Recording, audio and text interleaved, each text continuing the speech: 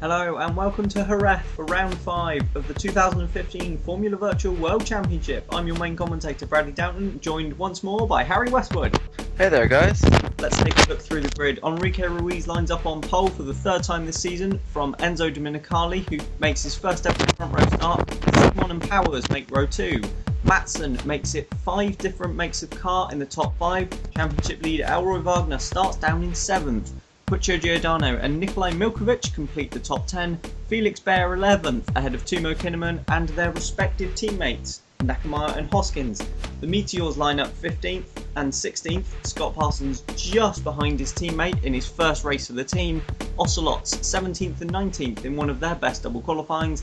At the back, Emma Wilson, after technical issues in qualifying, means she didn't set a lap time for the second race in a row. Down on the grid though, we have Enrique Ruiz on the right, Enzo Dominicali on the left. The lights go out now and we're away in Jerez. It's a fairly decent start from Ruiz and he looks as though he's got the jump into turn 1. Dominicali following him through in second, Simon in third, and it looks as though Nathaniel Powers has lost a couple of places there in the downturn. Actually, he's lost quite a few, and he looks as he could be losing another one, and there through goes Hiroto Nakamura in the number 92 AMR car. So both Downtons losing a lot of ground through these opening few corners then. But Ruiz leads, and he's already building up a bit of a gap back to second place Dominicali. Simon runs third, and Jean Matson is currently in fourth. That's quite a crazy start to the race. I mean, you know, you wouldn't expect anything different from such a tight circuit, but it's certainly quite a mixed up order at the front. Oh, as we see a Franklin going wheel to wheel with, is that Dominicali? I wasn't looking. Were they back in the pack or? They were, yes. I think it was Wagner and That'll be Giordano Dominicali. and Wagner then. Ah, excellent. We've got Ruiz still leading then early on this first lap, and he's already actually pulling a gap to Enzo Dominicali in second. So Ruiz, even in these early stages of just this first lap, already trying to streak away. I think he's trying to send a message to his competitors that this race is his, because he really needs to start getting some consistent finishes together, obviously, to start catching up in the championship. Look at the gap, 1.8 seconds at the end of the first lap. Here in Jerez is Ruiz's lead over Dominicali. That's incredible. It looks at things, he's got the car pretty hooked up.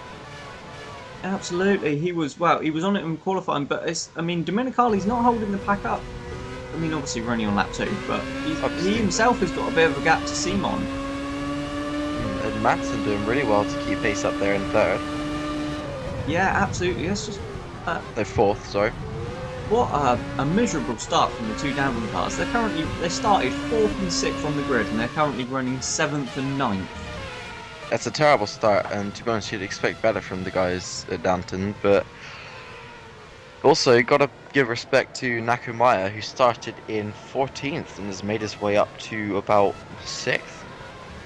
He's just done a stellar job on the opening lap. Yeah, absolutely. I think he was 12th on the grid because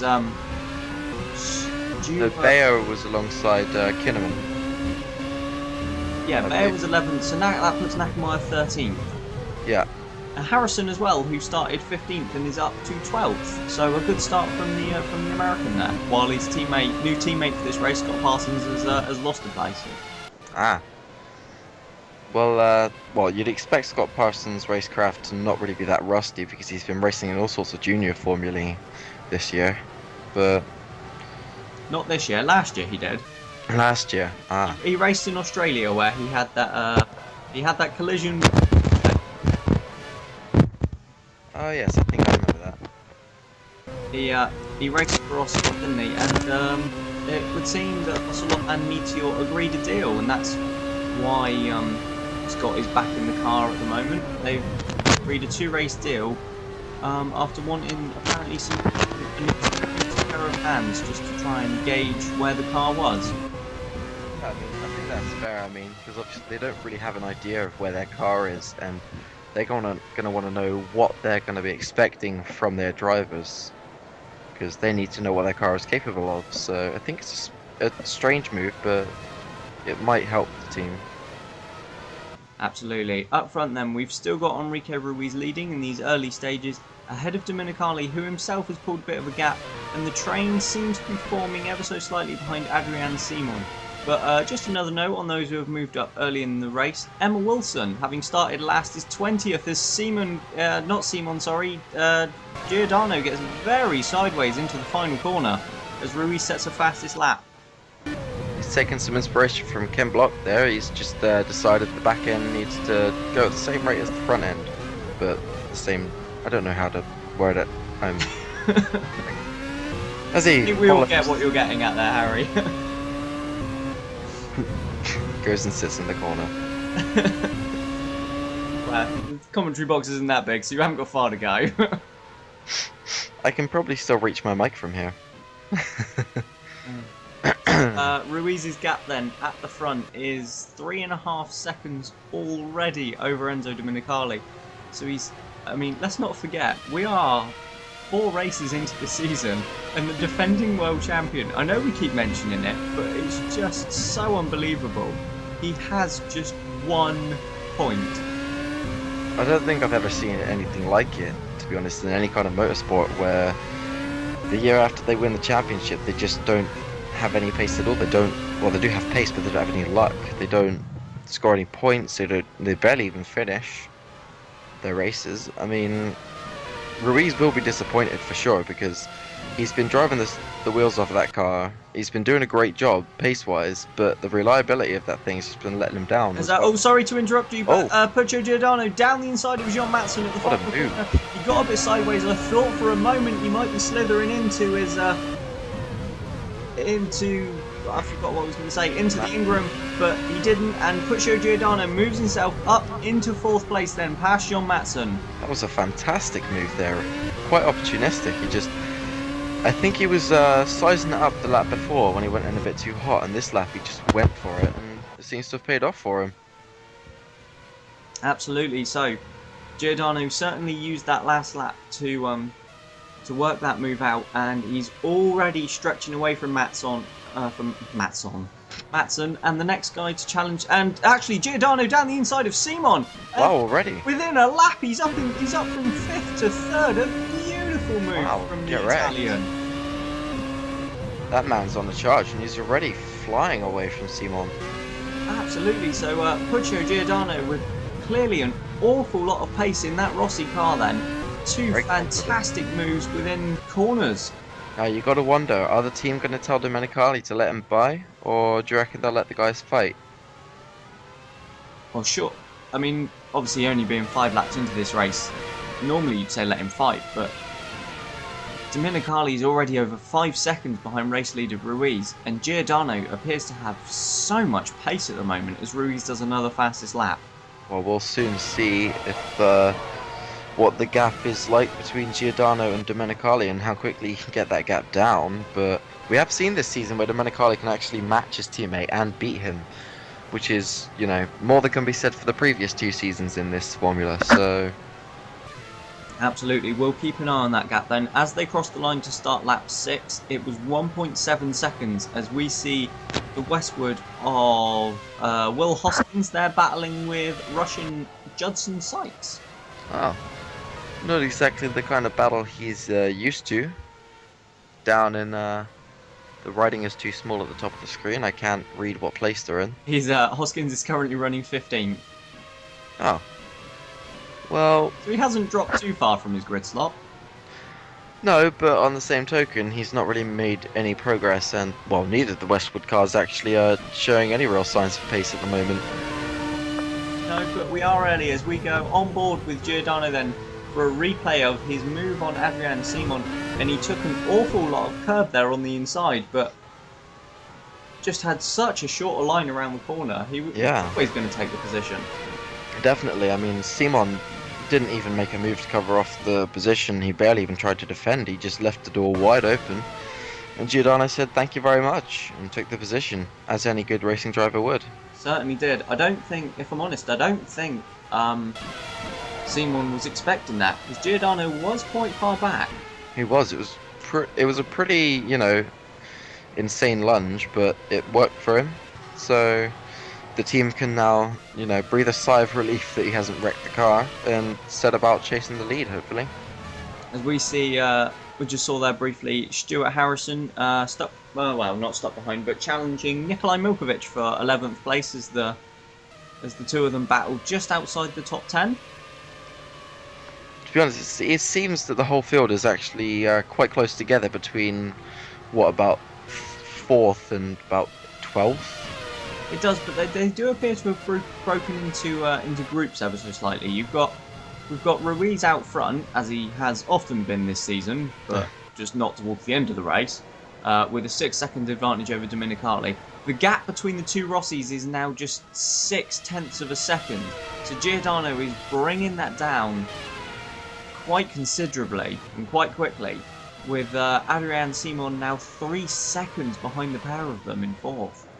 To be honest, if I were sat on that pit wall at Scuderia Rossi, I would be getting on that radio and telling Domenicali to move aside, because Giordano's found something pretty amazing in that car, and I don't know what it is, but it could let them take the fight to Franklin. He certainly has, and you just saw there in the background the two Rossis pretty much nose to tail going into turn 1.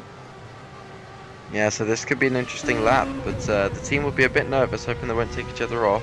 And here we go then, on board with Puccio Giordano, and he is as good as right up with teammate Enzo Domenicali. He started a good number of places behind him and was running 5th in the early stages of this race to his teammate's 2nd. And yet, on just lap 8, he's already right up with him. Yeah, it seems like the pace has just really come to him, because, at the start of the Grand Prix, he was, tenacious and got a few places, but he's only really started to show that pace since he managed to get past Matson. After that, he was just blazing a trail down the road. But at the same time, let's not forget, Domenicali will be desperate to hold on to this position. It was his first ever front row start, and as you mentioned earlier, this is the first season since the three of them have been teammates that he's actually been able to match Giordano. There are only 2 of them, Bradley. Only 2 what? Drivers. Giordano and Domenicali. I meant 3 seasons. Oh. Don't confuse me confusing myself. What? Exactly. As they go through turn 1 now, we've got Simon leading. Absolutely. Matson. Simon leading quite a train of cars then, running in 4th, and the 2 Rossis are nose to tail. I wonder if Giordano's going to try a late lunge on his teammate. He might do. I don't think the team would want him to, because that puts not only his car, but his teammate's car at risk, and would essentially hand the race to Ruiz. Absolutely. Unless, of course, his car breaks down again. And as we know, the first rule is don't hit your teammate. Yeah, or else you've got a lot of explaining to do. A, to your teammate, B, to your boss. I'd say boss probably comes first. Well, it depends if you get out of the car at the same time on the track. Well, that's a very good point. Fisticuffs. Anyway, we're currently following Elroy Wagner, who is in 6th position, so he's made up 1 spot from his from where he started, but it currently looks as though he's just stuck in a little bit of a jam behind Adrian Simon, because John Matson in front doesn't seem to be able to make the move. Well, we have seen this season where the Franklin really seems to struggle in the dirty air of other cars, so maybe that's making him vulnerable. Also, he hasn't seemed strong at this track all weekend, really. It's very true, but there's clearly pace in the car. Ruiz is now 8.8 seconds down the road ahead of Domenicali. Oh yeah. For Wagner to be sat back in 6th and struggling. It's a little bit. It's not a good indication. Like, I don't know what the word I'm looking for is, but it's really not good. Like, the team would be expecting more of Wagner. I personally think. Absolutely, and I think, despite the struggles that they have had so far, seemingly in traffic this season, I think they, with a car that they've got that is clearly that quick, you'd expect them to be no offence to Ingram, you'd expect him to be cruising past John Matson, well, his former teammate, pretty quickly. You think they're running the same engines? If anything, Franklin will get priority over engine parts. over Ingram. And the Franklin has proven itself to be a quicker car, so unless it's just running an extraordinarily high amount of downforce this race, I personally can't see why he can't find a way around that Ingram.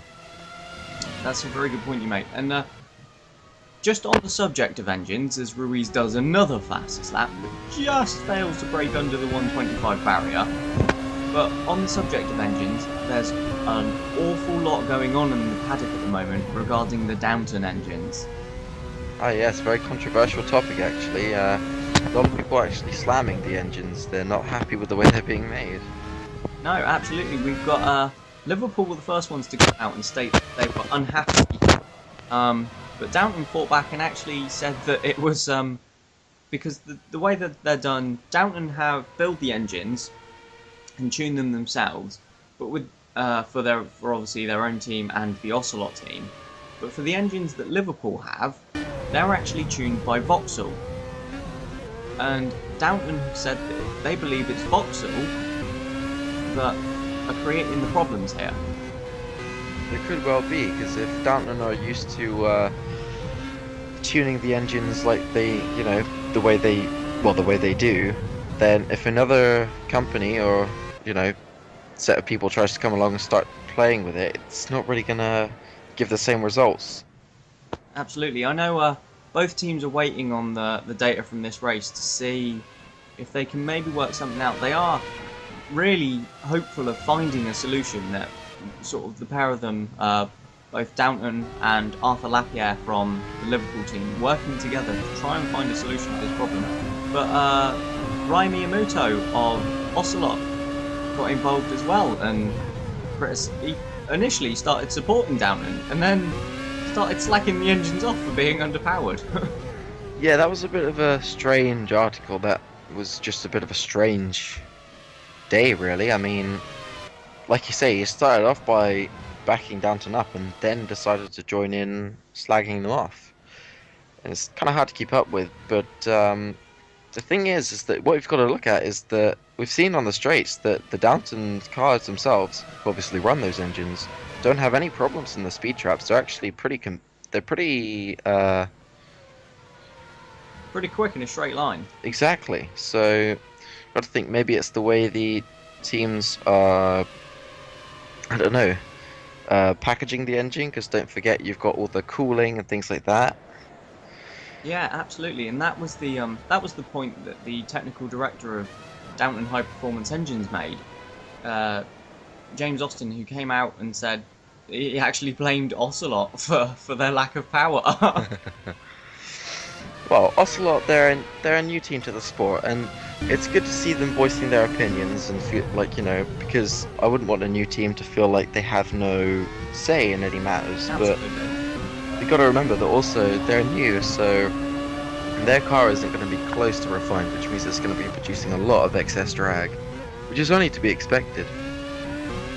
Absolutely, as we see Puccio Giordano close up considerably to his teammate as they approach turn 1, but he's still not found a way past yet, and the pair of them now 12.5 seconds back from race leader Enrique Ruiz, who's pretty much, as we've seen at most other tracks this season, the Franklin pulling out about a second a lap. Yeah, and I mean, it's quite something to witness, because I mean, yeah, Ruiz is already a world champion. He's a great driver, and that car is fantastic, but for that combination to be able to pull out that kind of time every lap is just sensational. I can't remember the last time we saw anything like it. It certainly is, as we see the AMR there of Felix. No, I think that's Hiroto Nakamura actually. Sorry, Hiroto Nakamura stuck in a Downton sandwich. As the train behind Adrian Simon still continues to grow and not really go anywhere. Simon's still the cork in the bottle. Well, Simon's doing well to hold position, but you've got to wonder eventually if he's going to crack under that pressure as well. Puccio Giordano getting really close to his teammate under braking there, but he might have compromised himself onto the straight. Yeah, it certainly looks like it. He doesn't really close up hugely. He closes up under braking for turn 1, but doesn't close up that much down the straight, and it doesn't look like Domenicali's defending, and it doesn't look like Giordano's attacking, but it does look like Giordano's quicker. What it looks like is Giordano's got a lot more pace in the corners. It's got better apex speed, but Domenicali might just have that car hooked up a little bit better in a straight line. Who knows? Yeah, it looks as though the two of them are just countering one another at the moment. As we go on board with the meteor of... this is actually Stuart Harrison, who I think has lost a place to Felix Bayer. He has, because he was running behind Milkovic in 12th earlier, and he's now 13th. Ah, well, so somewhere we've missed an overtake by Felix Bayer. We have, yeah, the young Dutchman who... He's had a strange season so far. He always seems to be on the fringes of the top 10, and yet Hiroto Nakamaya, his Japanese teammate, has scored more points. Well, Nakamaya, while he's not as consistent as Bayer, he has put in a couple of really fantastic performances this season. I think those standout performances are what's lifting him above his teammate. Like now he's riding an 8th, I believe. Yeah, 8th. He is, yeah. As we see, we've got a yellow flag in Sector 2. Oh, someone for got some on. reason. Probably someone got on. It's a long yellow flag. So if there is someone off, they're well buried in the gravel. I don't know, Bradley. The bar is the same length as the other two. But he's here all night, ladies and gentlemen. Just looking towards the back, Emma Wilson's moved up to 19th and Ellington up to 21st from 22nd, so I wonder if we've got a retirement, and we do. It's Abel Ersterhagen. So 15 laps into this race and we have our first retiree. I wonder if we'll see a replay of what happened. I mean, it can't have been a big impact into the wall or anything like that, or we'd have a safety car or a longer yellow flag, so probably a problem with the car. Big shame when that happens, but you just got to suck it up and look forward to the next race. Absolutely. You just have to ask Enrique Ruiz how to get over it. I don't think he knows himself, to be honest. But Warrior, let's just... Looking at Warrior, they've had a... You know, they started this season pretty strong and scored a point in Australia, and ever since then, they've just disappeared.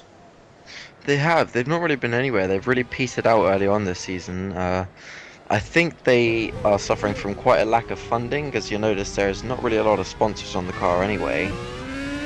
And it's just, well, their drivers, I mean, their drivers are still world-class drivers, because you have to be in Formula B, but they're not really standout drivers or consistent.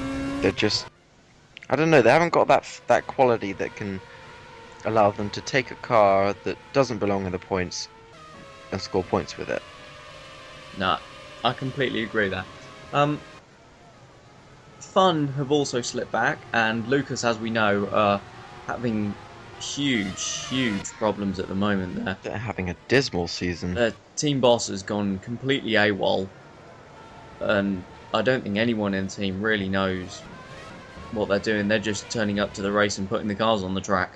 Yeah, they don't have any sense of They don't have any leadership, which is why they're struggling, because they just don't have anyone to kind of, well, obviously lead them, but yeah, they don't have a direction. Guidance there. Exactly. They're all kind of just going about their jobs without really any goal, any aim, any encouragement. Because the thing is, these team principals, they don't just show up to the races, sort out contracts, things like that. They support the team, they help, they give them goals, they give them motivation. They're there as more than just like a face for the PR conferences or things like that. They're there to give their team a bit of, you know, courage. That was a beautiful speech, man. I'm honored that you think so. But let's go back to the racing. We're Yes. on board with Puccio Giordano in the Rossi, still following his teammate. That's what I'm looking for. It's his teammate in front of him. Yes, it is. And You're almost as bad as with, Murray Walker. Sorry? You're almost as bad as Murray Walker. Like, that car is unique, except for the one behind it, which is identical. In every way. Yes. But Enrique Ruiz is still leading this one, 16 laps into the race. Dominicali, 16 seconds behind. Still pulling out a second a lap then. As he sets another fastest lap, we're down to a 1:24.4 now then for Ruiz. That's pretty mighty. I don't know. I don't think any of the other cars are even out of the 126s yet. To be honest. Oh, this is Abel Ersterhagen. Oh, that's a suspension failure, I think. I think you might be right, and it wouldn't be the first one we've seen this season. No, the suspension on these cars doesn't seem to be holding up well at all. It doesn't. It's just not. To be quite honest, I don't think a lot of the drivers are happy with it. Having spoken to some of them, they think it's quite unsafe the way the cars just give out. Yeah, sorry, I was completely miles away there, but I agree with you. I've spoken to a lot of the drivers myself in the paddock, and they've all expressed this unhappiness with the suspension because of the number of failures we've seen this season. Yeah. Just worried that it could lead to, you know, quite a big accident. Well, it does have the potential to do that. I hope it doesn't come to that, and I hope that a solution is found, because if nobody's looking for a solution, then I'll be very concerned, because the way things are, it can't carry on. Because you can't trust a car that at any point may just give out on you. No, absolutely. But the rumours that I've heard, though, a solution is being looked for, and parts are being tested. So That's it's a good. step in the right direction. For sure. As we see Hiroto Nakamura then still in what I believe is 8th place in a Downton sandwich, as Bradley Downton seems to have been murdered or something. Sorry, I just had a spider fall on me. A spider. Yes. There you have it, ladies and gentlemen. Bradley Downton was killed by a spider. Rip in peace.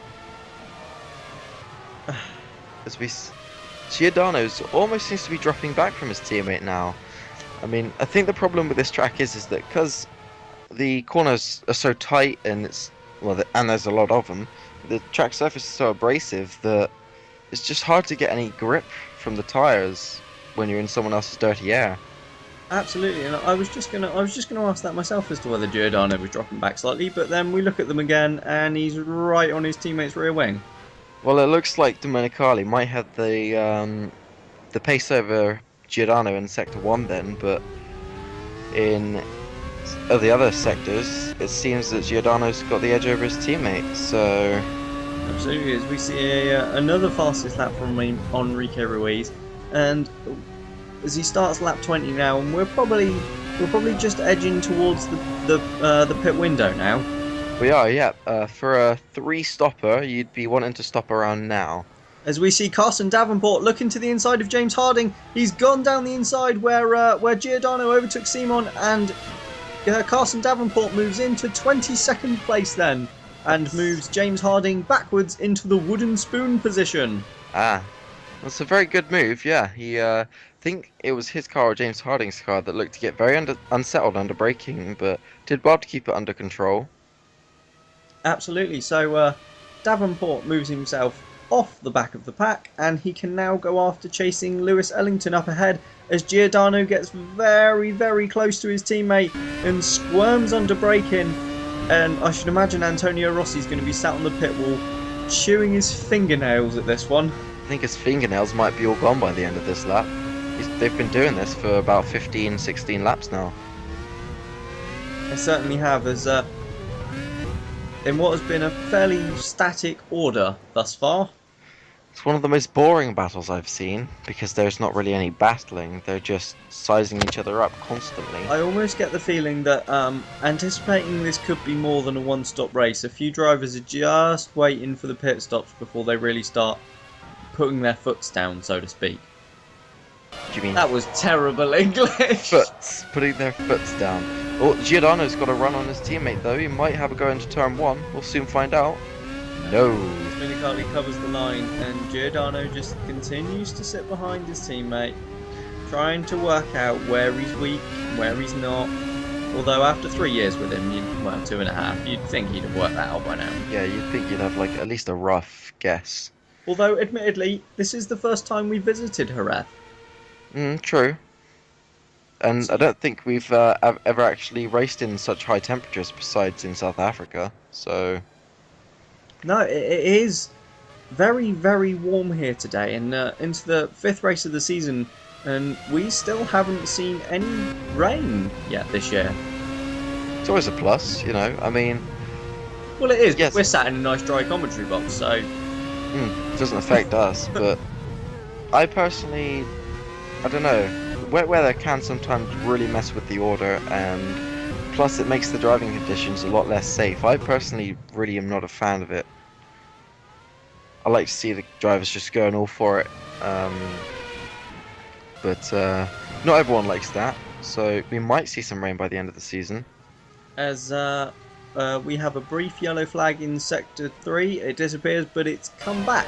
So I wonder if we've got someone else off in the final sector.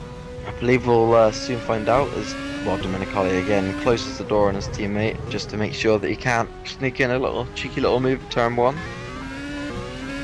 I'm just trying to look out the window to see if there's anyone off at the final corner, but I don't think there is. So I think it's earlier in the final sector, but it was a long yellow flag, although it has gone in now. Oh, it's so they can go back to racing speed now. But just a note, Nikolai Milkovic is up into 10th, so I think it may well have been someone in the top 10 that's had an issue. I think we'll soon find out as the names come round. Yeah, and Wilson up to 18th as well then, so someone has had a problem who was in the top 10, but the timing screen seemed to have stopped.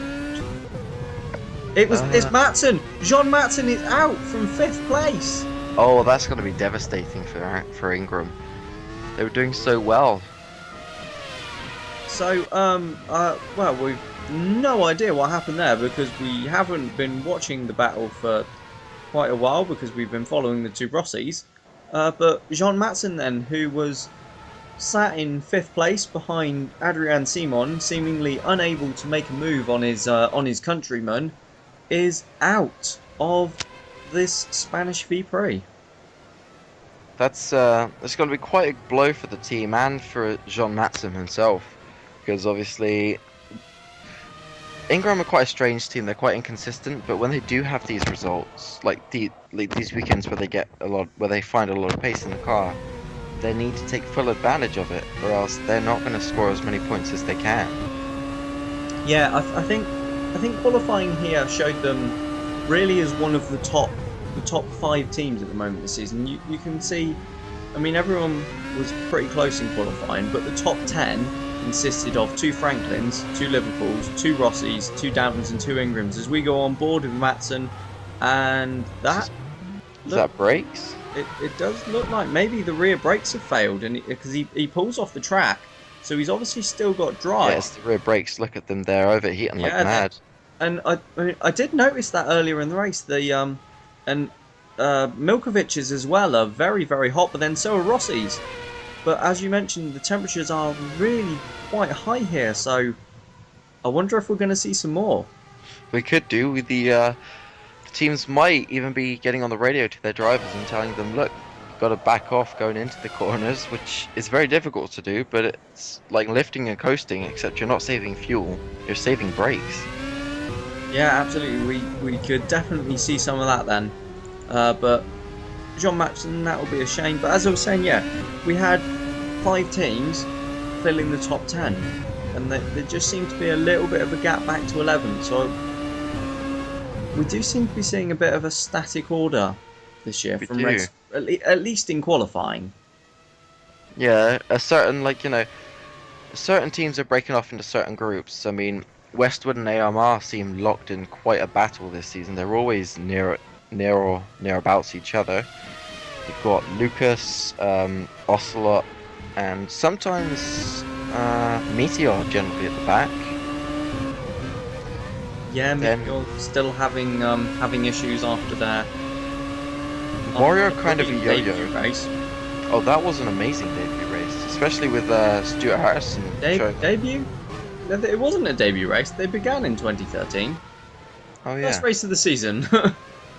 that too. Um, but I think Oh, it was. Dominicali. Just a note, we're on lap 25 now. So we've done 24 laps. A second a lap is 24 seconds. Dominicali is only 21.8 behind Ruiz. He was definitely more than that a second ago. So I wonder, are these Rossies just ever so slightly starting to close back up on the Brazilian up front? They could be, but I think what's probably more likely to be happening is Ruiz, now having pulled a pit stop on his rivals, is just taking it easy, saving tyres, and wondering if he can maybe turn this into a one-stop race. I think that would be brave from Franklin here, especially in this heat. They have shown to be good on their tyres this year, though, don't forget. That's very true, yeah. As we see Lewis Ellington is a lap behind, so either he's made a pit stop or Ruiz is just going that quickly. Probably the latter. Yeah, and as we see another fastest lap from Enrique Ruiz. There we go. That proves it. And Dominicali is dropping back again now. He's at 23 seconds, so maybe Ruiz even just had a couple of scruffy laps. Maybe. But Adrian Simon is now running 6 seconds behind the Rossi pair. Wagner having now, well, I wouldn't say he's bypassed Matson because Matson pulled off the side of the track. And his car died. Matson now out of the way. Wagner hasn't really closed up on Simon at all in fourth. No, I mean, I was expecting him to really take the fight to Simon and really, keep him on his toes, but he's not really challenging him. He's not really applying any pressure. So maybe he's trying to save tyres or save temperature, but I would have expected more, really, from someone who's leading the championship at the moment. Yeah, same here. Maybe Wagner is trying to make this into a one-stop by just conserving tyres and everything else. He could be. Wouldn't be the first time Franklin have split their driver strategies, but would be the first time they've split them fairly.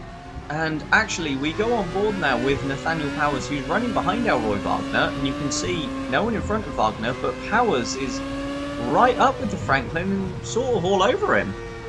I think we could be about to see a nice tasty scrap there. There's, That Honda engine's good, but the Danton engine is just as good.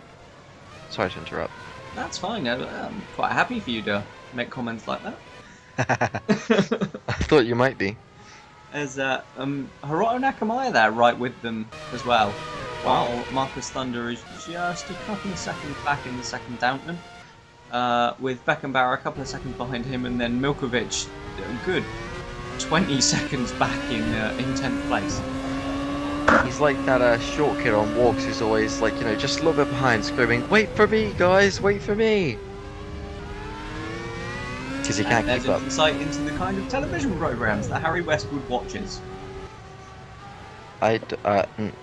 As they go through Curva to something now, I don't know the name of the corners. Yeah, well, if you say Curva, you've got half of it right, so that's close enough. It's all Curva here. And I like it Curva. As we see Hiroto Nakamaya on board with Will Hoskins now, who's just sat behind someone else, as every other driver seems to be at the moment. Except for Enrique Ruiz. He's just, wrecking the field up front. He's having his own quiet little race, Maybe stop for a biscuit in his pit stop. We've got action! What's The happening? Two Lucases are running absolutely nose to tail, and there's an awesome shadow of a helicopter. I like helicopters. Uh, I think. We've got an overtake down the Oh my god! It's Reception sensational. on Wilson with a fantastic move into turn one. That was very late on the brakes, but he was really, really close. He's also really, really brave. I mean, it's quite difficult to overtake your teammate when you're in the same machinery. So, kudos to Lewis there. Oh. Really, sorry. No. Sorry, carry on. I've just realised something. I was gonna say really showing Emma Lucas who's boss there. Emma Wilson even. Emma Wilson. I keep doing that. Yeah. I wonder if she knows what's happened to her cousin and team boss. I'll Maybe, have I to mean, question her in the paddock after the race. that would be a good idea, actually. Or isn't she, wasn't she close friends with Kiara Thunder last season? No, it looks like, Where? sorry to interrupt, Hoskins, it looks like Hoskins has been passed there by, I think that's Scott Parsons. No, that's Stuart Harrison. Yeah, no. It is Parsons. Oh, so I Scott know. Parsons has made an overtake. Some other overtakes we've missed. The two Lucases are now running last and second to last.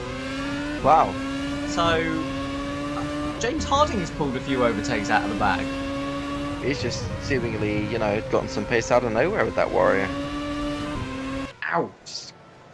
What now? Sorry, I've just flicked my glasses off my face. I'm not having a good race.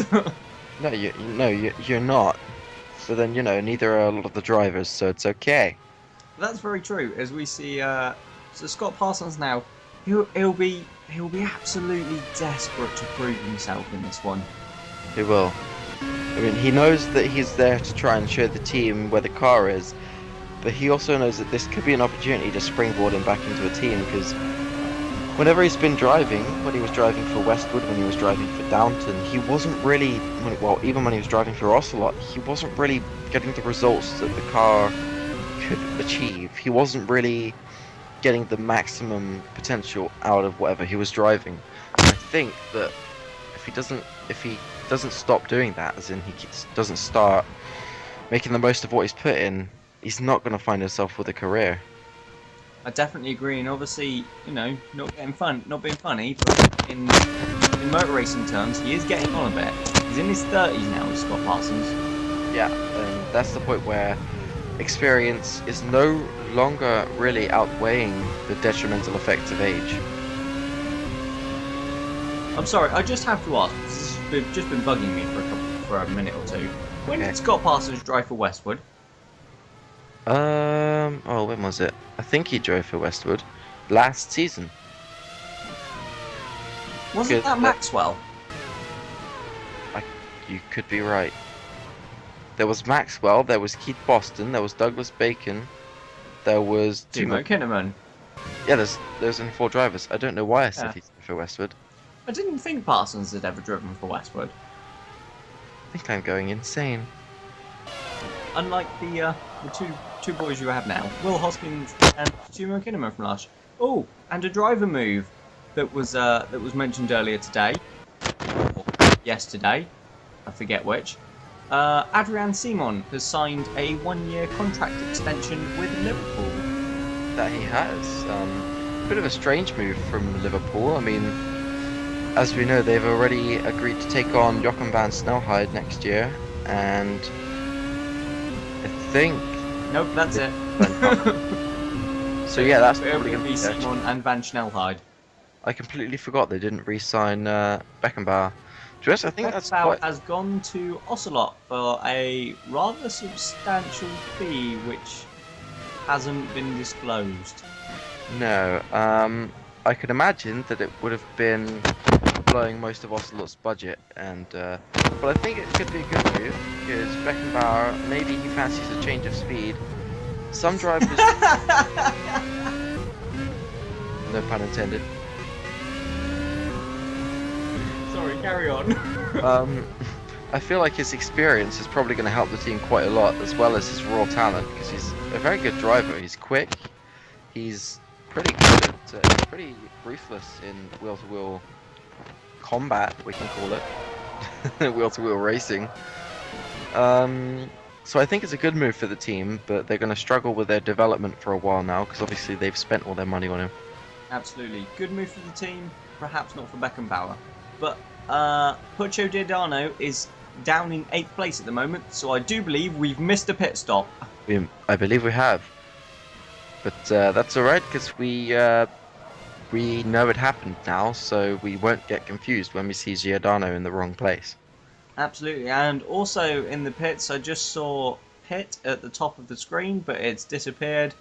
And our reporter down in the pit lane has just told us that the Giordano stop was fine, no problems, nothing spectacular, but a standard stop. Oh, as we see an Ingram go spinning off. That's And Milkovic. well, Matson's out, so that must be Milkovic. What happened there? I think he just got too close to the Wilson car there and just unsettled the rear end. I don't know what happened there, but that was quite a sensational way to leave the racetrack. Yeah, that was it certainly was. And Ruiz is pitted as well. Giordano's pitted. Dominicali is just 1.3 seconds behind the Franklin now. So he'll be. Is he coming across the line now? Actually, or is that Giordano? That's Giordano. I don't know. Their helmets look far too similar. As we have another yellow flag in the final sector. I wonder if that's the Ingram gone off again, because. This is the replay. Oh! He tried to go around the outside, lapping the Wilson. Can I just say that Wilson was on wet weather tyres? Again?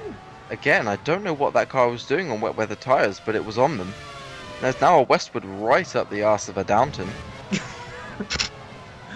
Well, both the Lucas cars are a lap down.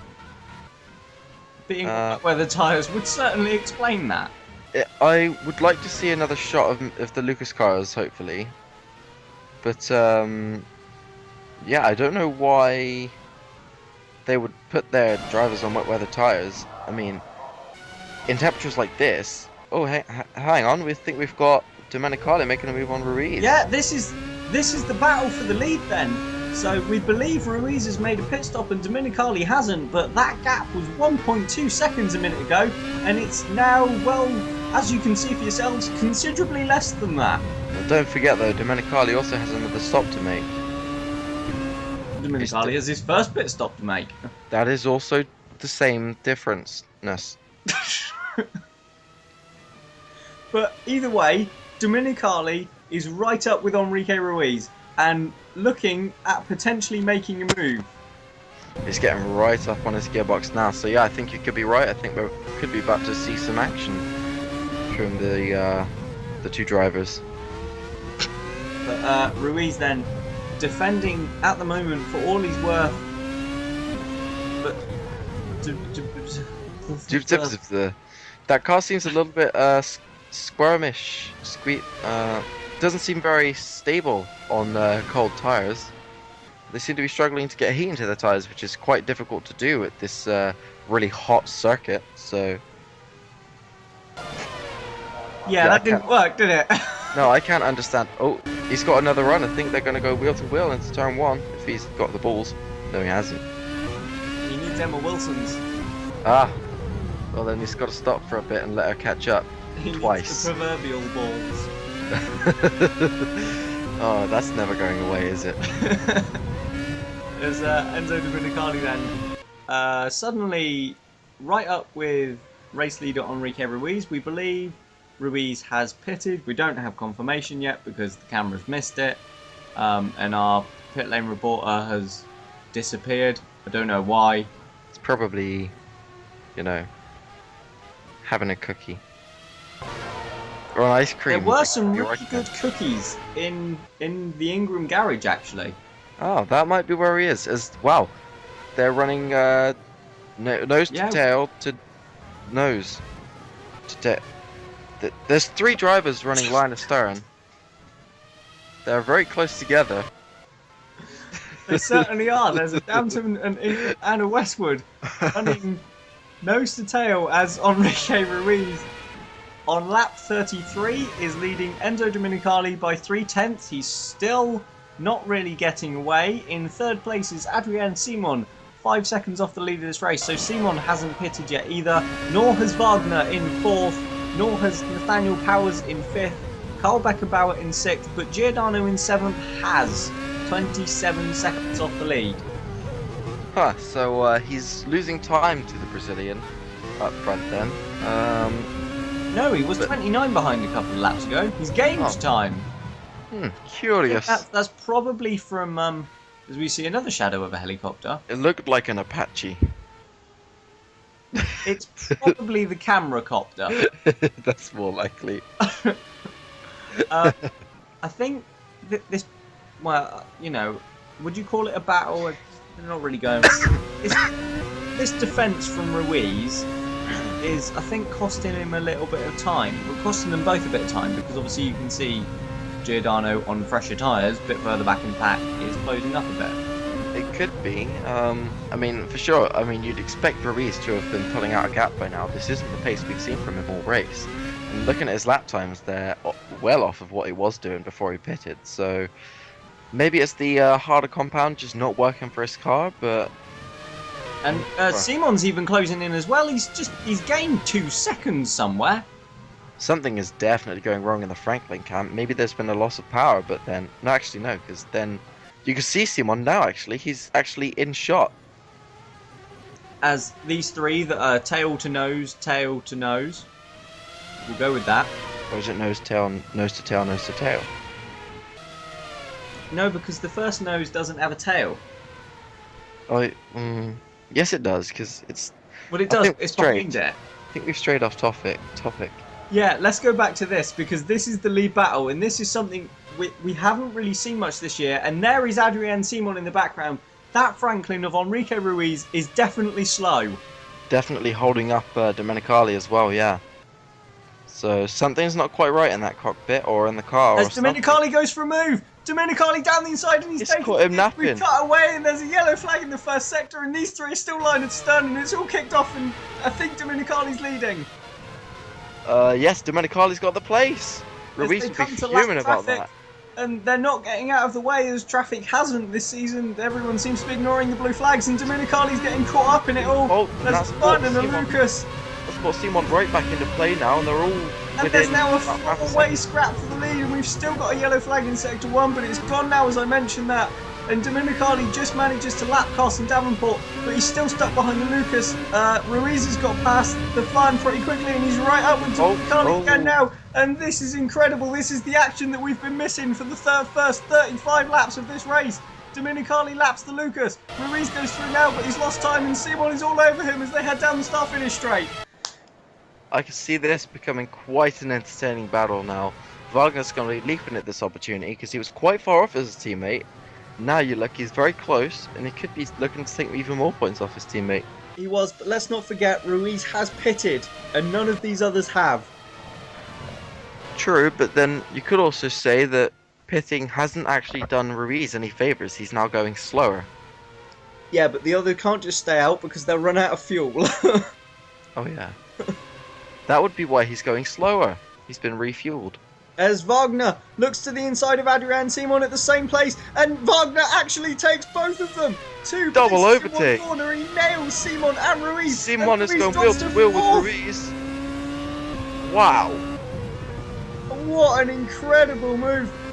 What an odd camera. You could say it's a little bit odd, but that was a sensational move from Wagner. He just thought, okay, I'm going to go down the inside of Simon. Okay, Ruiz is on the up. I'll take him as well. Ruiz just seemed to drift wide there, and you can see how much time he's losing. He's already dropped a couple of seconds to Adrian Simon. So something is really not right in that Franklin cockpit. If you look closely, actually, it looks like that front end is just sliding all over the place. I just think he's struggling to get these harder compound tyres to like really bite into the tarmac. Don't forget, like I mentioned earlier, we've got a really abrasive surface here, so perhaps they brought the wrong tyre compound. Let's go on board. Elroy Wagner, this is going to be incredible. Dives down the inside of Simon, and Ruiz just kind of sits on the outside and almost waves a flag for him to come through. Yeah, and then obviously compromises his exit, which allows Simon to take the place.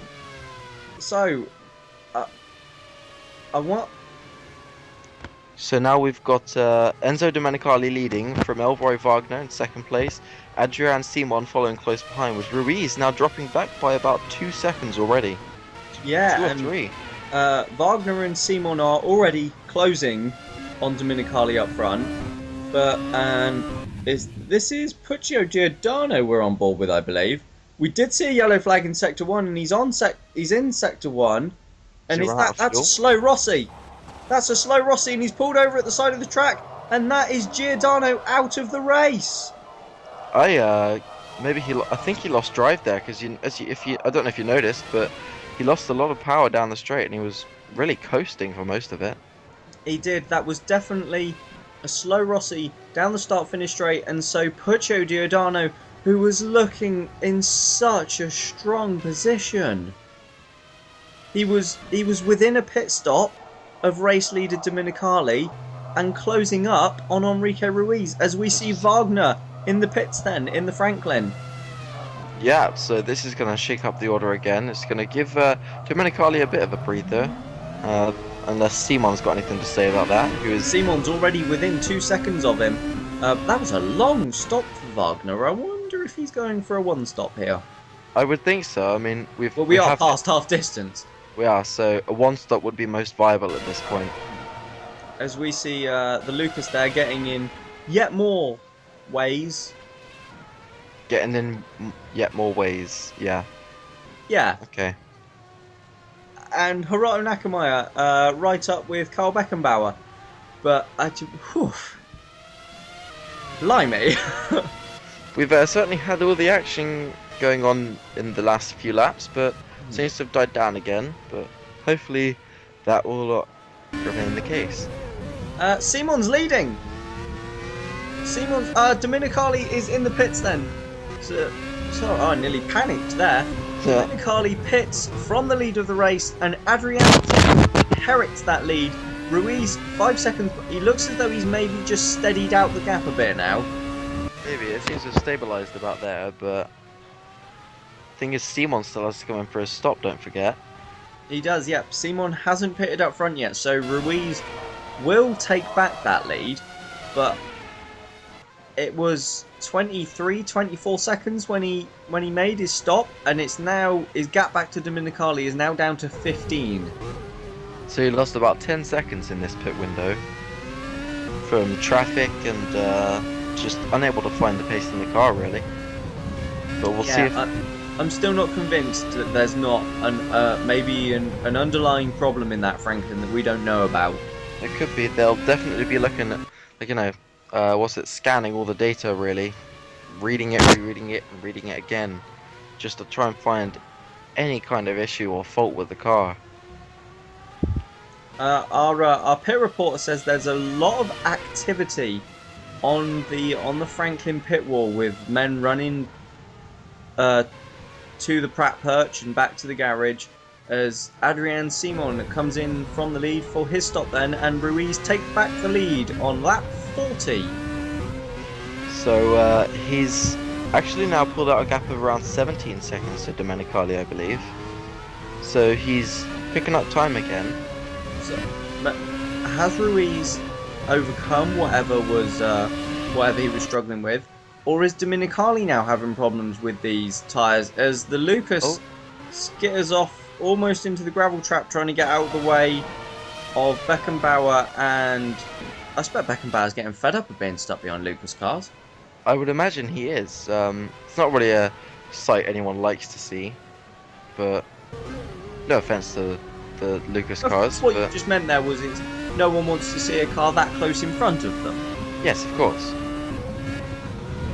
Even though back markers really need to be dealt with. They do. We've seen so many instances in the past couple of years where they've just not been getting out of the way. They've been interfering with the race, and it's just, unfortunately, that's just motorsport. But there needs to be a better way of dealing with it. Absolutely. So maybe going back to the leaders anyway. Maybe Ruiz has either overcome that problem, or Dominicali himself is now struggling on these new tyres, because he is now 19 seconds behind Ruiz, and Simon is actually only 2 seconds back from the Rossi car now. So while the gaps are still big at the moment, it looks as though it's all just starting to close up ever so slightly at the front. Definitely, at least, barring Ruiz, because he's just in a league of his own at the moment. And one thing I'm wondering is, where has Wagner gone? Wagner's in 4th. He's made his pit stop now. He's fallen off the Rossi and the Liverpool a bit, I think. He's a couple of seconds back, but from where he was before the pit stops, he's made up a couple of places. So he'll be pretty pleased with that. As we see Beckenbauer still leading Nakamura, is it? It is, yeah, and I believe they're 7th and 8th now.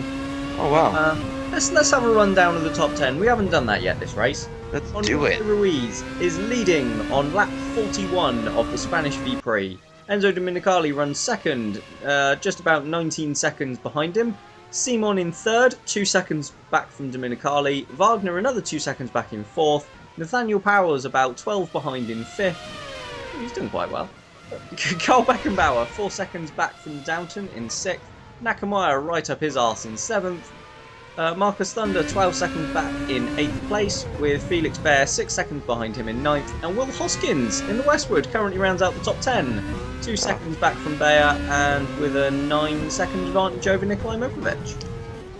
He's got himself a nice cosy cushion to just about everyone.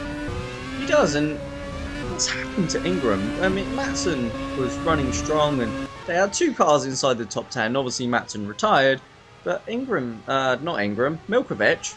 has just not really had the pace so far today. Well, Which isn't something you normally say about the Russian.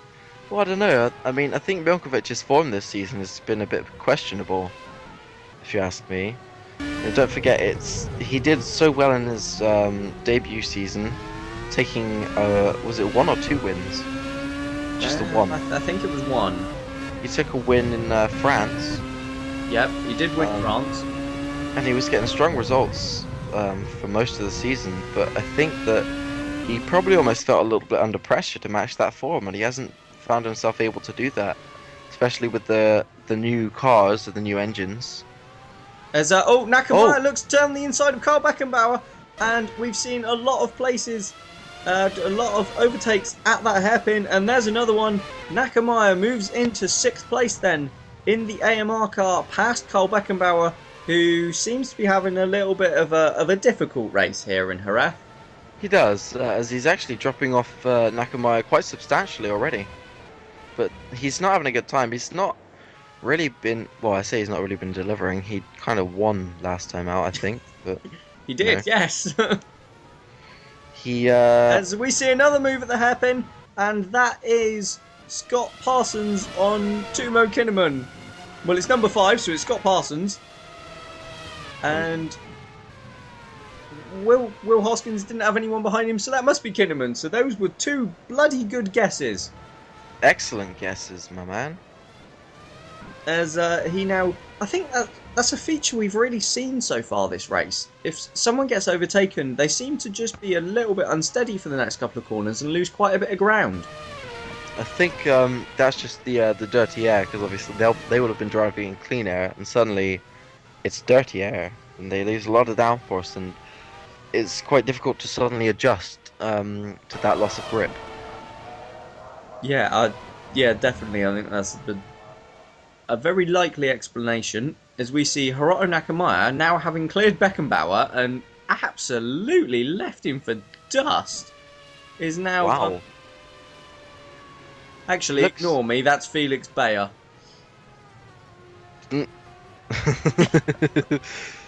I did wonder where Beckenbauer had gone. I didn't think he could have dropped behind that quickly. In all fairness, I thought it was Nakamura as well, so but no, I'll let you off for that one. Well, in fairness, the other AMR is closing on a Downton himself. So yeah, so it's an both excusable. Downtons then coming under attack from 2 AMR cars at the moment. We've got Nakamura closing in on Nathaniel Powers and Felix Baer closing in on Yellow flag. Thunder, and we have a yellow flag in Sector 2. Let's find out what's happening, cameraman. Do you know, I think I know who it is. And because the lead gap is dramatically coming down. Ruiz is at the side of the track. Oh no. That's for the 4th time in 5 races this season, and for the 2nd time from quite a substantial lead, Enrique Ruiz pulls over and parks his smoking Franklin and retires from the Spanish V-Prix. And wow. Even those in the audience who don't like the Franklin team, they must be feeling for Ruiz right now. I can tell you I am. I mean, there's nothing more frustrating than having the pace not only at one race, but all of them, and being stopped from achieving what you actually can achieve in your car because of its reliability. And to be honest, I think after that and after all those races, he's gonna need to go and have a long sit in his private room and just think and reflect. Because, to be quite honest, I wouldn't try and disturb him if I were his team, because he's gonna be absolutely furious. Yeah, well, we've got a reporter down there who can vouch for that. He's apparently lobbed his helmet back into the car, and the gloves have followed, and he's just stormed off. So Ruiz, clearly, as you would be, very, very unhappy with that. But For sure. man, I can't express how I feel for him. I think an AMR of Felix Bayer. No, Nakamaya gets very close to Powers, I think it is. Nope, you were right first time. It's Bear on Thunder. Damn it. This is Nakamaya on Powers. Oh. You saw the future. Happens sometimes, you know, you just get used to it. But You don't have a response for that. just back to Ruiz a minute while we're not seeing an overtake. Sorry, I was distracted by a billboard. That's my excuse. But yeah, I don't know what to say. Absolutely gutted for the Brazilian. However controversial his championship win was last season, I would say he is very deserving to at least be leading the championship at the moment. However, he's just been too unfortunate. He's not driving the car wrong, because the team have even posted some of the data that obviously was a bit of a strange move. This is on board with him then, and you can see that he just slows down the straight. It looks as though the rear wheels lock, and that is another Honda engine failure for the Franklin team.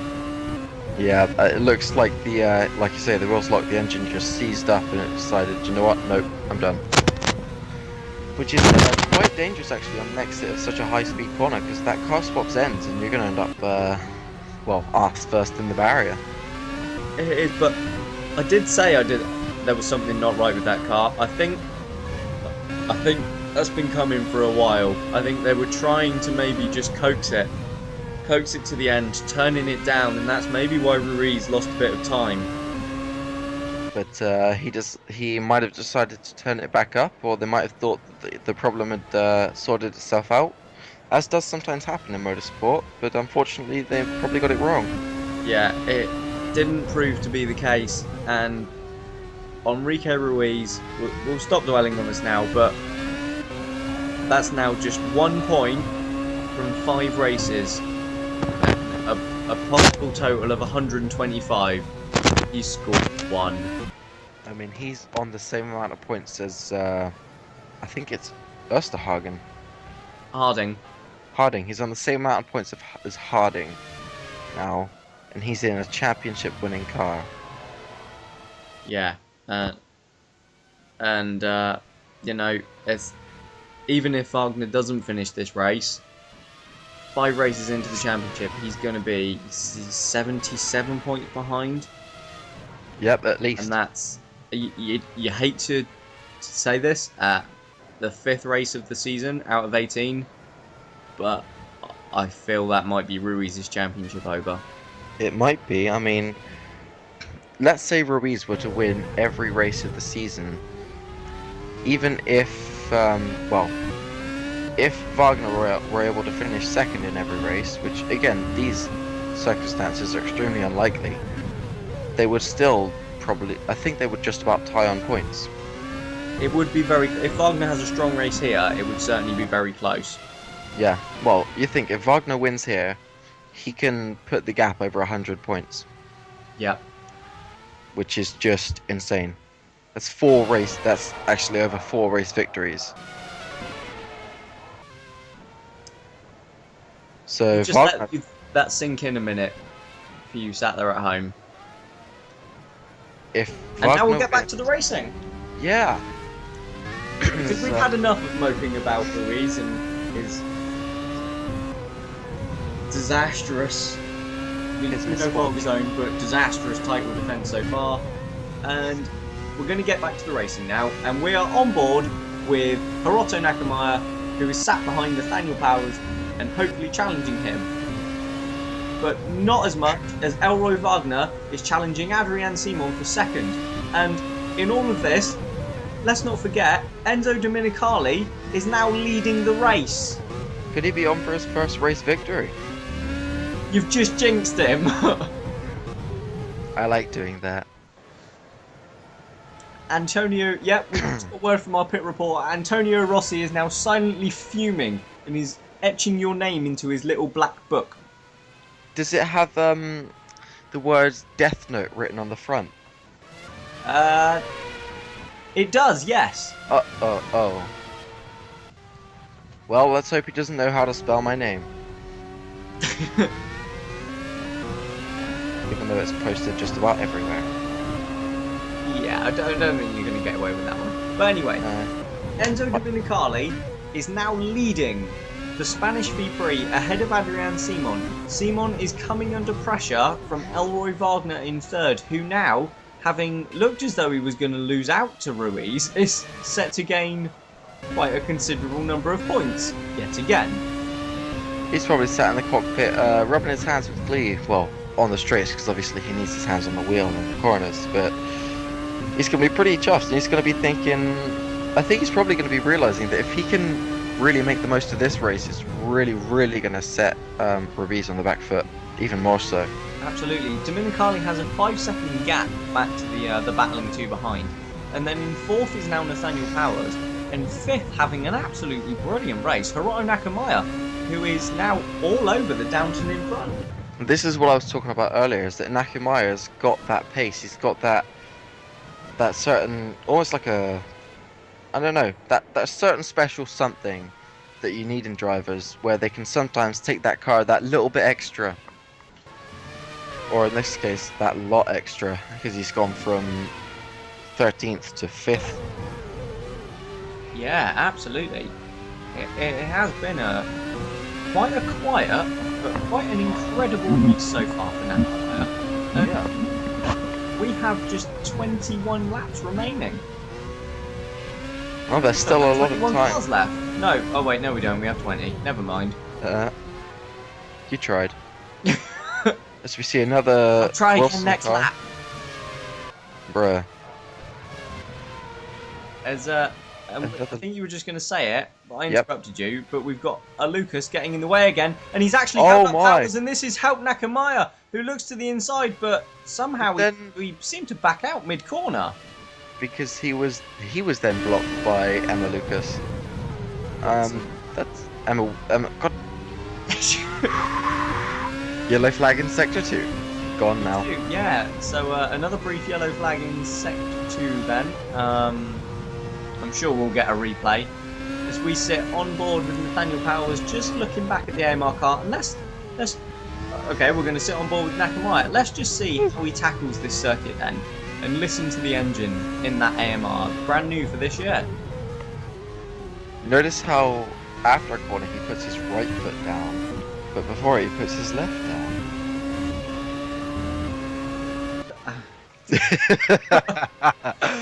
And occasionally he moves his hands in an arc almost. Very strange. And there was a lesson in driving from Harry Westwood. Our run class is no days a week. Probably for the best. And this is Domenicali. Oh, that's Domenicali. That's our race leader. That's a spin. It's a bad spin. And he's lost the lead. Domenicali's lost the lead. Oh god. Now Wagner's going to be sniffing a win here. I mean, that's very unfortunate for Domenicali. I mean, wow, what happened there? And Wagner's in the lead. Never mind that. Wagner's taken the lead, so it's all kicked off with 20 laps to go. Here in Jerez, it's suddenly all kicked off. Domenicali from a 5-second lead, hit a fun, spun out, lost the lead, went to Simon. Simon lost the lead. It's now Wagner's. So just to clarify again, for those of you watching at home, if Wagner can hold his position, he will have 102 points over his teammate within 5 races this season. we've got another fun now blocking Nathaniel Powers, but oh no, Powers has made it through. But no, the fun's going to come back at him. What are these back markers doing? Oh, he's got out of the way now, and that's a meteor slow. Very slow on the apex That's corner. Stuart Harrison. That's dangerous. And They're going yeah, to get a yellow flag out for that. Oh no, he's fine. He's made it. He's lost drive. he certainly has lost drive. And I think that is going to be our 5th retirement. And so, 19 laps to go. 19 cars left. I've done it. Yes. Congrats, Bradley. You win the special prize for special people. So we've got a long yellow flag out in Sector 2 again, but that might be for Stuart Harrison. Yeah, I think that's probably going to be for Harrison's possibly now stranded Meteor. And that's a shame, because he was having quite a good race, actually. There was a sniff of a... And there he is, parked at the side of the road. And there was a sniff of a point there for Meteor. There was. Harrison's been an interesting character this season. His first season in Formula V.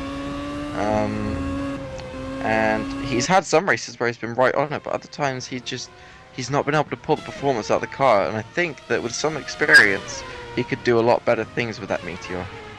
Definitely. I think the appointment of Parsons as his new teammate will certainly help. Oh god, yeah. As I'm sorry, I just had to laugh. Emma Wilson is 3 laps behind. Well, that's what happens when you put wet tyres on in the dry. And she's 3 laps behind the leader and 2 laps behind her own teammate, who's the guy in front of her. I don't actually know how she's managed that. No idea what was going on in that Lucas team. To be honest, I mean, it would be a shame to see them go or see anything happen to them, but I mean, that team, it's had a good first season. They won a few races at the end of the season, but now they were nowhere last season, they're nowhere this season, and you've got to wonder where all that money's going. Oh, Emma Wilson's in the pits. I wonder if she's getting some fresh wet tyres. As we have another yellow flag in Sector 3. Let's see what's happened. Well, it's not. It's well. That's Dominicali right up with Adrian Simon, is it not? It is. Dominicali, after his spin, then has he's closed back up. But Wagner's kind of left them both for dead, really. I don't know. Wagner's only there. Oh. He's only and there's a big. That's a big shunt. That's a massive shunt.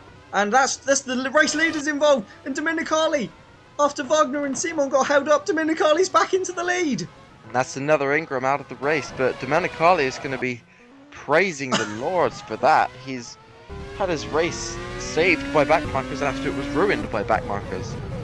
But that's quite a sensational crash. I'd like to take another look at that, see who caused it and what actually happened. But yeah, absolutely. Djokovic now out of the Grand Prix. Very unfortunate, actually. We're going to have a replay of that, as Dominicali will be thanking his lucky stars. And we go on board with Milkovic. And let's see what happened here then. Round the final corner, he's just stopped. And someone's going to hit him, surely. We're not going to see. Yes, we are. It's the Westwood of Kinnaman. Genius. Oh, it just thought it'd take out the competition. No damage to his own car, it looks like. And this is the number 82 Ocelot of Hugh Dwyer. So it looks as though they just ended up with nowhere to go then. There was a bit of a blind spot there, to be fair, around that hairpin. There is, yeah, because the way the change in the hill, I don't know. Yes. But yeah, so after spinning off and losing the lead, Enzo Dominicali has just got it back. And he's finally passed that Meteor, who's now getting in Adrian Simon's way. And that Meteor must be Scott Parsons, because Stuart Harrison is out of the race. This race is really kicking off now. Thunder has lost a place to Felix Bayer. When did that happen? Probably in the melee that we just saw at the final corner. More than likely. So while that was happening then, Felix Bayer in the AMR has moved up into what must be 6th now? It can't be 6th. It could be 6th. It might be Because there's 7th, though. There's a Westwood behind them, and the Westwoods don't score points. Well, I can tell you now Thunder's well inside the top 10, so you never know, that Westwood might be lapped. I hope not. Well, let's have a For look. no reason at all. Dominicali leads on lap 55 of the Spanish V-Prix by 1.87778 seconds from Elroy Wagner. Adrian Simon back in 3rd, 4 seconds off the lead. Powers in 4th, closing up on the leaders, now just 7 seconds back. Carl Beckenbauer 10 behind in 5th. Nakamaya is 6th, so he must have pitted somewhere. Oh no, so it's Bear hasn't passed Thunder. Ignore me again, I'm getting the AMRs confused. Bayer's back in 9th, Hoskins is 8th, Kinnaman 10th, so actually both Westwoods are in the top 10. I stand corrected. Apologies, boys. I'll have to buy them both a donut or something after the race. I would say a pint, but no. Because don't drink and drive, guys. That's right, once they finish the race, we have a week or two until Estoril. Don't encourage my drivers to drink. I see what you're doing. So, that's Marcus Thunder losing quite a substantial amount of time to Nakamaya now. Yeah, but Nakamura is on fresh... No, he's not. He's closing in. Well, he was just losing time, though, I swear. I think you're looking at the wrong timing screen.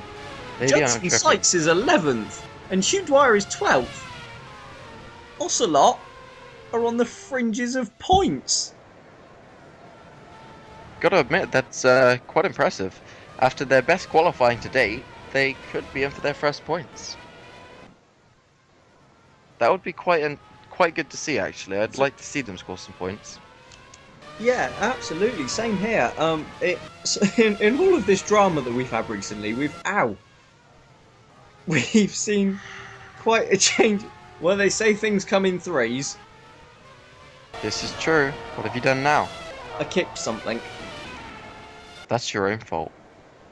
Well, no, it's the thing's fault for being in the way. And Marcus Thunder's really closed in on Nakamaya now. He has, and up front, Dominicali is just starting to build a small gap over Wagner, so maybe it was just Ruiz with the pace. Wagner hasn't really had it all race, and is sort of fallen into his lap still.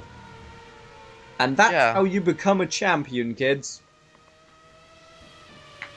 By taking advantage of others' misfortune. Exactly, and that is exactly what Wagner's been doing all season. I mean, obviously he won the first 2 races, which was like pure brilliance. But since then, he's had... I mean, like here, he didn't have the best qualifying. He started 7th. And we have another yellow flag in Sector 3. Who's out now? Let's see.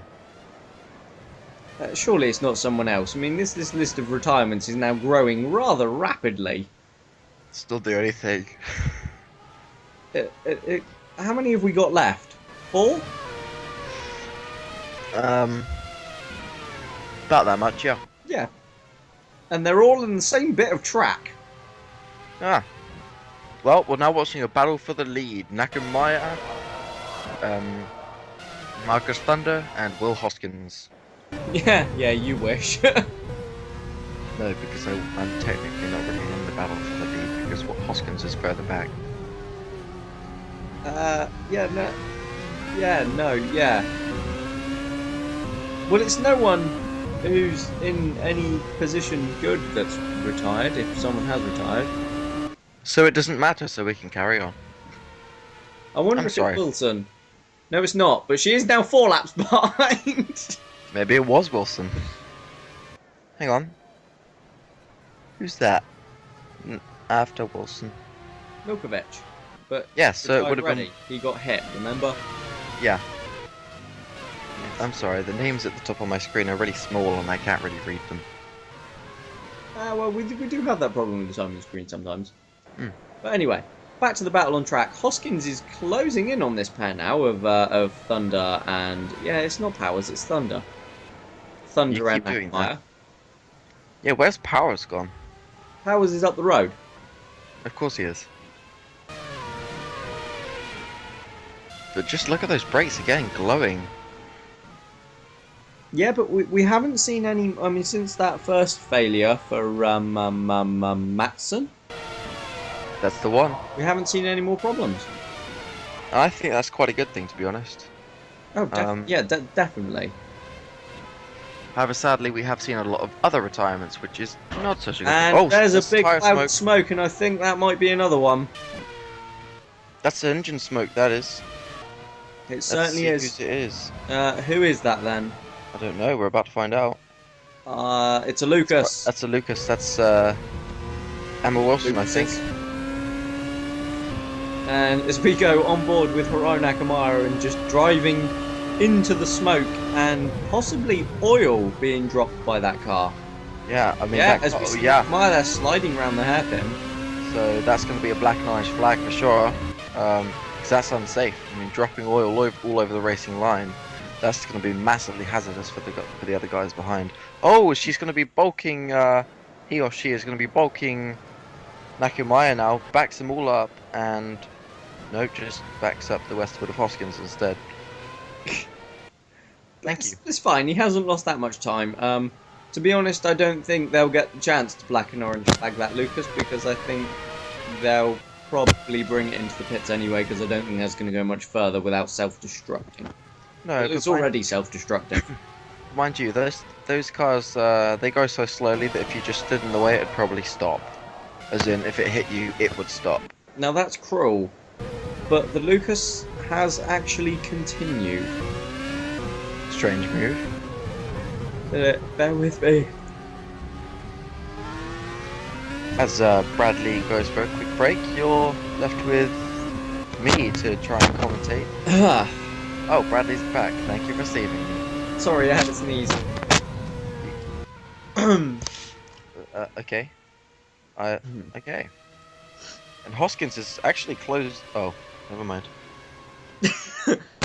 And we have a yellow flag in Sector 1. I wonder if that Lucas has finally parked up. Might have done, but I think the Lucas would be in Sector 2 by now. Oh, yeah, that's a very good point. So, and now we have a yellow flag in Sector 2. Wow. If we get a yellow flag in all three sectors, I wonder what happens. Does that mean we win? I was going to say. Great minds think alike. So what have we got happening here then? Because we've got yellow flags all over the track, and the marshals are out there furiously waving them, and yet it doesn't look as though anyone has disappeared from our timing screen. Well, I'll tell you what's happening, Bradley. We've got several cars racing around the track vying for the top position. I'll ignore that snide comment as we see the yellow flag briefly disappear from Sector 1, but then come back. But we'll soon find out, because they're now... Ellington's dropped 2 laps behind. And there's there. what's happened. Oh my goodness. That is... Well, that's one of the Lucases without a rear wing and out. And that is Nakamura and Hoskins both held up. But they're wheel to wheel at 30 miles an hour. way to make that sound exciting. But Nathaniel, it's not Nathaniel Powers, you've got me doing it now. Marcus Thunder snuck through there as we go on board with the Meteor and we see the crash. Boom. Ouch. That's he's going to be feeling that one for a little while. And there's... Okay. I don't know. I think that was a fun on the inside. It was, but it looked like it had no front wings, so... Well, if they'd come round that corner at the same point and both hit the Lucas car, then... probably would have no front wing, because that would make quite sense. a heavy impact. It's a massive impact, really. So, yeah, it was Romano Agostino, as both Agostino and Scott Parsons are now in the pits, 4 new front wings, and we see... Nathaniel Powers making a move on Adrian Simon. Yes, this is Powers going for 3rd, and Powers taking 3rd. Nathaniel Powers into 3rd place then, because Simon got held up by that parked up Lucas car, who I believe was Lewis Ellington. Oh, and that's a bit of a dodgy way to rejoin the racetrack for sure. That's is that Nathan? No, that's Marcus Thunder. That is, yeah, that's Thunder, who's just had Agostino rejoin in front of him, but obviously just about to be a lap down. But hang on, look, right, let's go through this order a minute. We have Enzo Domenicali leading with 10 laps to go, Elroy Wagner's 1.7 behind, but not dropping back and not closing up. Nathaniel Powers has moved into third place, having passed Adrien Simon, and he's now got nearly a second and a half advantage over the Frenchman, who now runs a line astern with his teammate Carl Beckenbauer. Marcus Thunder is in 6th, Nakamaya 7th, having lost some spots. Will Hoskins 8th, Bayer 9th, and Kinnaman 10th. And I think both of the Lucases are out, and I do believe they may have both suffered engine failures at the same point in the track. They may have been two separate incidents that we've just seen.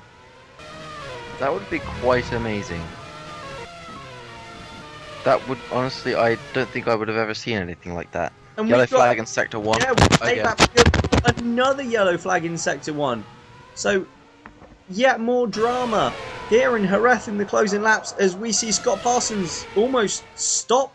Well, he's definitely slowed down the main straight, and through goes the westward of someone, and there's the accident. It's Beckenbauer. Oh, that's a huge crash. And that is, as you mentioned, quite a big crash. And wow. I think that was Will Hoskins. We're going to see a No, we're not. No, we're not. Never mind. So, Carl Beckenbauer becomes the 72nd retirement from this race. And Will Hoskins has lost his front wing and will require a trip to the pits. Just to clarify, he wasn't the 72nd retirement from the race, as we've only had 24 people starting the race. Oh yeah, but I'm sure we've seen that many cars go out. Maybe over the course of the season. But yeah, just going back to that crash, Hoskins, you gotta wonder what he was thinking. He just decided to plow straight into the rear wing. Yeah, maybe he was hoping he could take the engine and then sort of use double boost. No, Bradley, just what? Okay, but anyway, with Carl Beckenbauer retiring with what looks like an engine failure, which with the previously mentioned engine saga between Downton and Liverpool, well, that's not going to go down well, is it? That's going to heat up more than ever. There's going to be a lot of controversy in the paddock now, even more so. And this is on board then with Beckenbauer, and yeah, that was as clear an engine failure as I think we've ever seen. Yep, and then he just sits and waits to be rammed up the arse. Oh, God. And you saw the smoke, and there is Hoskins exiting the pit lane, and he's now just behind teammate Timo Kinnaman. Ah, for the first time in a while. Ooh, bit harsh. Harsh. I would. Kinnaman. I'm just firing the shots today, man. But you got a bit. As James Harding pretty much rear ends Scott Parsons. The two of them battling over probably about 13th place, because I'm sure that's all the number of cars we've got left. We have cars left? We do. We have Enzo Domenicali leading on lap 65, ahead of Elroy Wagner. Powers in 3rd, Simon 4th. Beckenbauer has vanished from 4th because of his engine failure. Marcus Thunder, so is now... No, Beckenbauer was 5th. Simon is 4th. Thunder is 5th. Nakamaya is back up to 6th. Bayer is 7th, so AMR in a really strong position at the moment. Kinnaman running 8th. Hoskins is still 9th, despite having to make a pit stop. And Judson Sykes for Ocelot is running in 10th. Could Ocelot be on for their first points? Haha, I've jinxed it. Pointer. Point. Alright. No need to nitpick. Like, that's just so pedantic. As we see, I told you they were battling for 13th. James Harding is 13th and Scott Parsons is 12th. That was a lucky guess and you know it. It's called good commentator knowledge. How would you know? Oh. Shots fired. I told you I'm in a really bitchy mood today. JK. Oh, Harding's passed. Harding is past Scott Parsons and into 12th. Huh. That's quite impressive from the Australian. It is. He's actually been driving quite a productive race this afternoon, because he was at one point in last. He's made his way up to 12th. Obviously, the attrition rate has been rather high, but still, it's quite impressive to keep his nose clean and make his way up the grid like that. Yeah, but a lot of people have been in last throughout this race. It's currently Carson Davenport, but last is currently 14th. Well, that's... Oh, wow. That's how many retirements we've had. I think we've set a new record then. We've had 10 retirements from this race. Yeah, that's a new record. Before it was only about 7, It is a new record. Wow. That's impressive, I'm not gonna lie. Not in a good way, but... Yeah, you thought cars were meant to, you know, improve as the season went on, not harm. I don't know, I mean, you do get some instances, for example, where the Renault in Formula 1... We've got another yellow flag, and it's in the final sector, and Simon moved up to 3rd. I think it might be Nathaniel Powers. Could be. We're going to have a yeah, replay, and it is. And that's an accident. That's a huge crash. And I hope Nathaniel's all right after that. To me, that looked like brake failure. It did. The car just decided not to stop, and he just went. I mean, that's quite a speed, because you think he'll be entering that corner at about 150, 170 miles an hour. It's quite a lot of speed to hit the barriers with. And yeah, we're just hoping that that Nathaniel's all right after that. Apparently, he's out the car. He probably very winded, because that was a heavy impact. Probably a bit shaken up as well, because when the brakes go from under you like that, just ask any driver, it really messes with your confidence. As I'm just going to cut to this, because Dominicali is being held up by another fun, and this is going to allow Elroy Wagner to close right up. He was 1.7 back. That gap is now 0.9 as Dominicali punts the fun off the road, but unfortunately that allows Wagner through as well, but the gap is now just 0.6. So, with 4 laps to go in this race, the lead battle is down to under a second. We could be on for a very exciting finish to this race. Antonio Rossi's going to be really sitting there, chewing off any last bits of fingernail he may still have. I think it's probably down to fingers now, to be honest. He might have moved on to toenails, though. That's a disgusting thought. Dominicali will be absolutely desperate to hold on to this win, but I just want to go back to Powers. He'll be really annoyed with that. He's only had one point-scoring finish so far this season, and it was 2nd place in Brazil, and he was on for a 3rd here, and he will be devastated with that. Because the Downton car this year has been surprisingly on form. It's been going really well, really actually pulling out the results out of the bag, which I think the whole team can be proud of themselves for. But I don't think that's just because of budget or anything like that. I think it's because they've got the right, a good mentality there. They've got,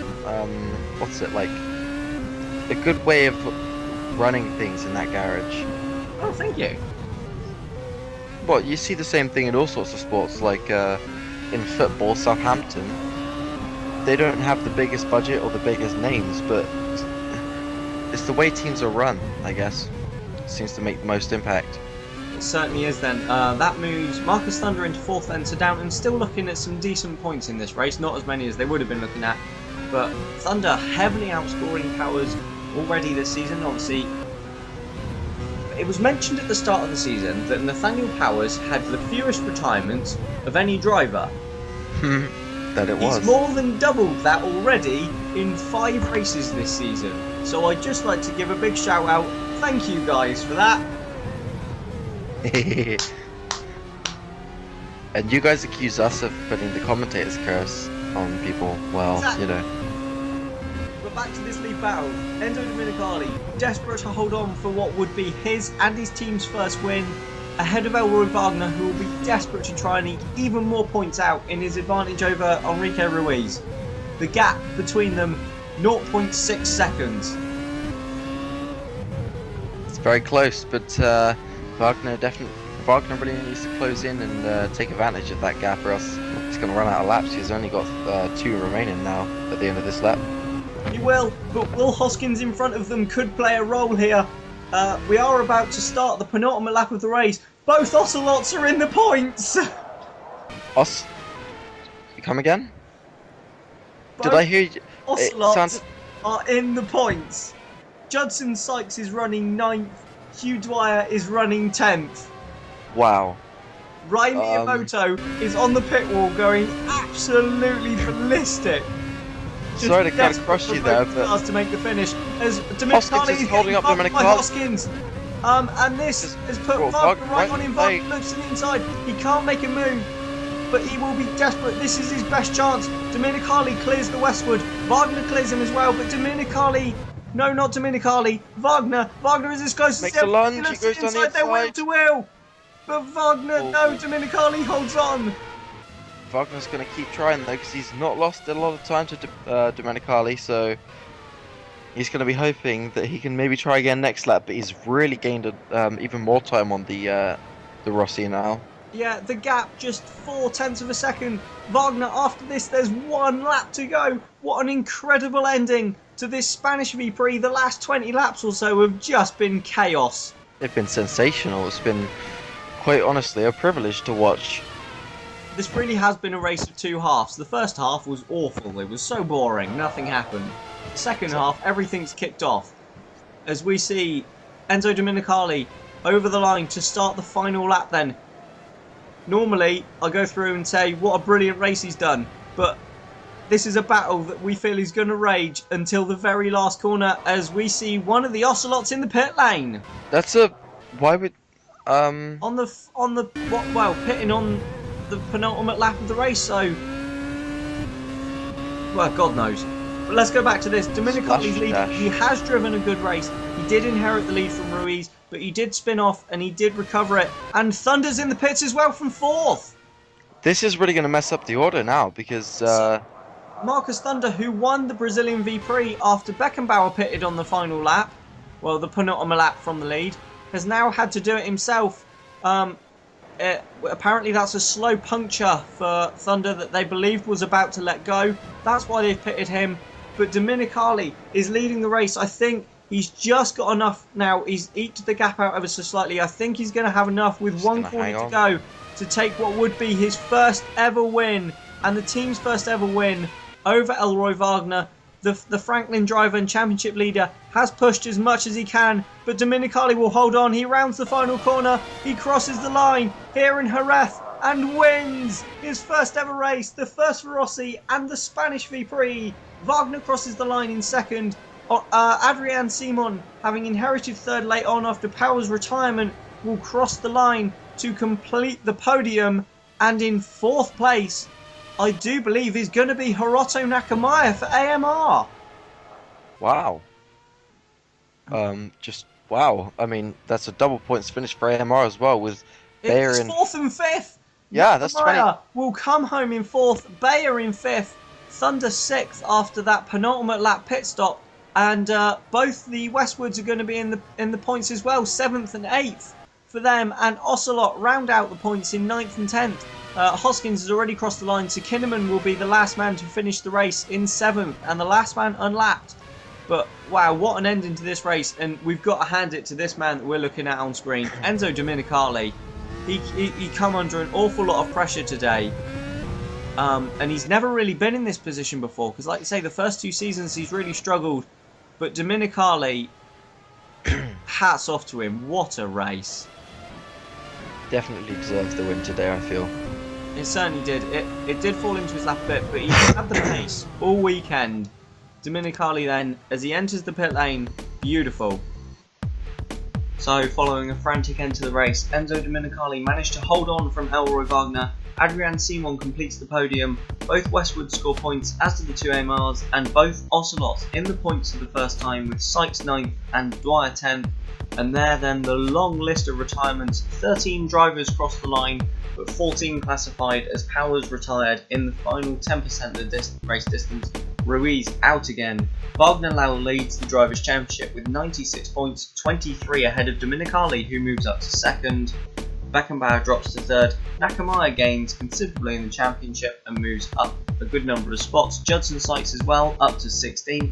Scott Parsons moves up a few places, but Enrique Ruiz still down there in 20th place with 1.95 off the championship lead held by his teammate. In the Constructors, Liverpool still lead from Rossi, Franklin and Downton. AMR move up 2 spots to 5th, and Ingram drop 2 places to 7th. Ocelot go up to 10th with their 3 points. But here in Jerez, that's all from our race today. So from both me and Harry, it's goodbye and see you next time.